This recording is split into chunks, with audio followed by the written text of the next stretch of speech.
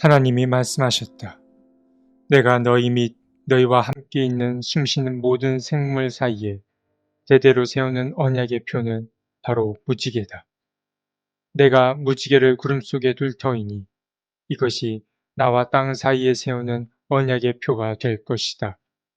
창세기 9장 12에서 13절 말씀. 창세기 9장은 노아의 홍수 사건 이후의 장면을 보여줍니다. 하나님은 노아의 가족에게 하나님의 언약, 즉 새로운 언약 이야기를 들려주십니다. 하나님의 언약은 크게 두 가지입니다. 하나는 생육과 번성에 관한 언약입니다. 그리고 다른 한 가지는 홍수와 무지개와 관련된 언약입니다. 오늘 우리는 이 두 개의 언약에 관해서 살펴보겠습니다. 먼저 하나님은 노아와 그의 아들들을 축복하시며 이렇게 말씀하십니다. 생육하고 번성하여 땅에 충만하여라. 이 말씀은 어디서 들어본 적이 있으실 겁니다. 그곳은 어디입니까? 창세기 1장입니다.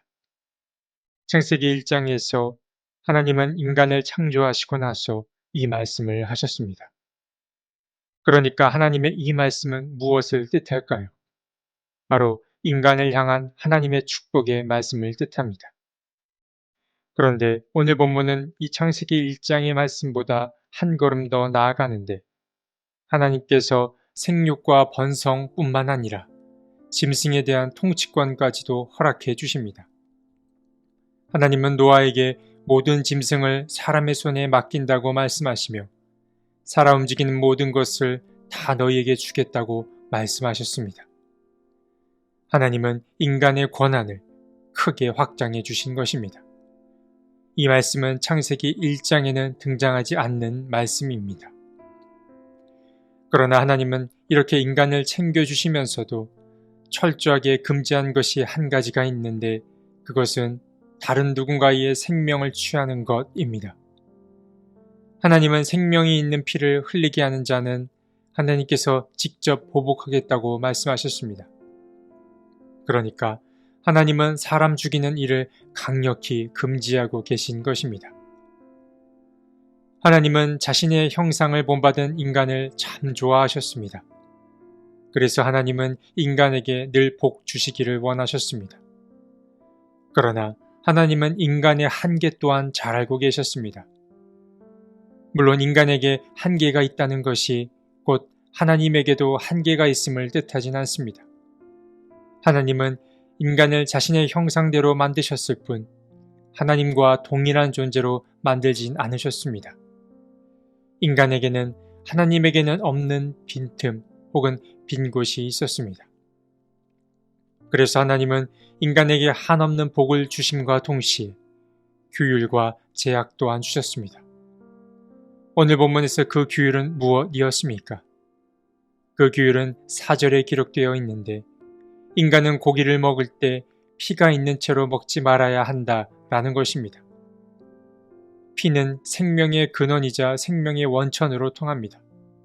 그런데 생명을 주시는 분은 하나님이시기에 피는 곧 하나님께 속한 것입니다. 그래서 사람은 피를 먹지도 마시지도 말아야 했습니다. 그런데 이러한 피에 대한 금지는 고대 근동의 기후와 관련해서도 살펴볼 수 있습니다.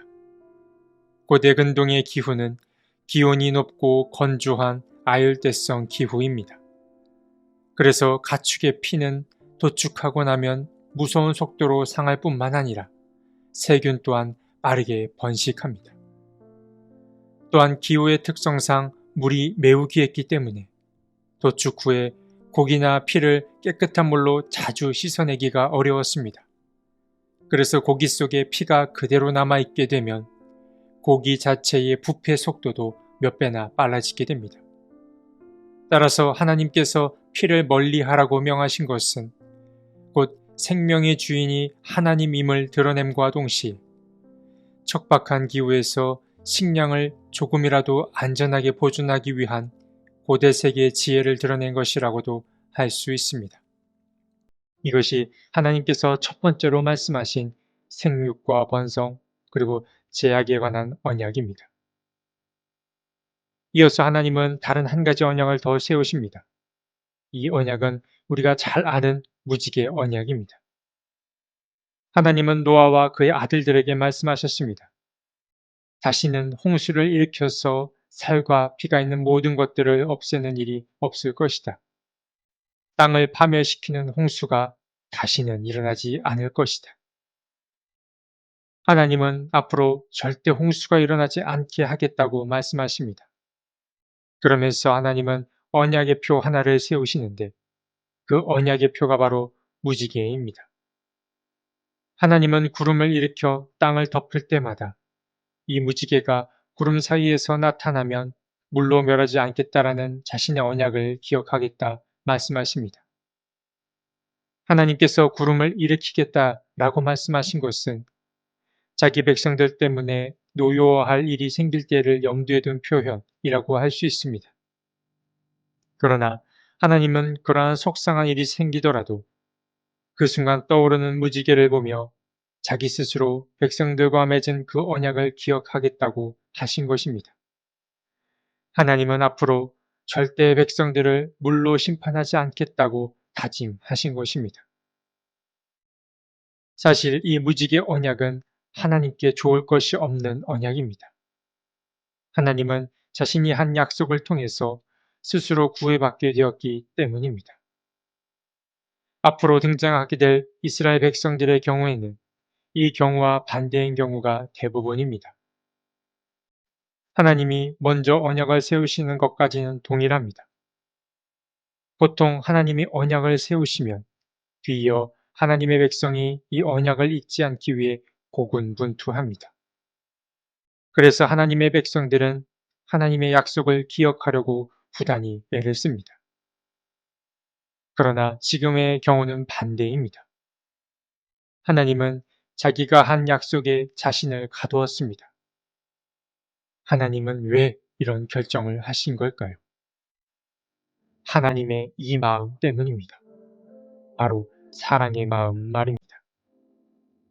하나님은 자신의 두 번째 피조 세계라 할 수 있는 이 노아의 세계를 향해서 앞으로 어떠한 일이 생기더라도 스스로 모든 일을 책임지고 감수하겠다고 말씀하신 것입니다. 인류를 향한 아주 적극적인 자기 선언이라고 말할 수 있습니다. 오늘 본문 후반부에는 하나님의 언약 이야기 외에도 이스라엘 민족의 운명이 결정되는 이야기가 등장합니다.